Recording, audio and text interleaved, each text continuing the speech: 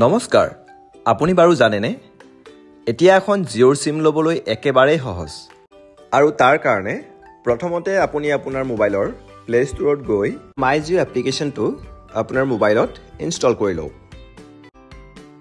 Install সম্পূৰ্ণ হোৱাৰ পিছত মাই জিঅ' এপটো অপেন কৰক আৰু এটা যিকোনো এক্সিষ্টিং নাম্বাৰেৰে মাই জিঅ' এপটো লগ ইন কৰক।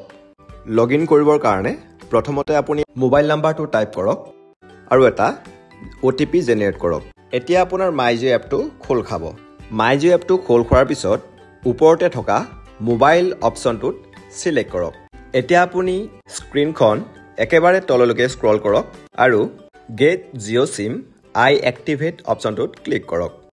এতিয়া পৰ্যায়ক্ৰমে সকলো অপশ্যনসমূহ চিলেক্ট কৰি একেবাৰে শেষত পে'মেণ্ট কৰি ছাবমিট কৰক আৰু ইয়াৰ কিছু সময়ৰ পিছতে আপুনি আপোনাৰ ঘৰতে আমাৰ ডেলিভাৰী এজেণ্টৰ দ্বাৰা আপোনাৰ নতুন জিঅ' চিমখন লাভ কৰক।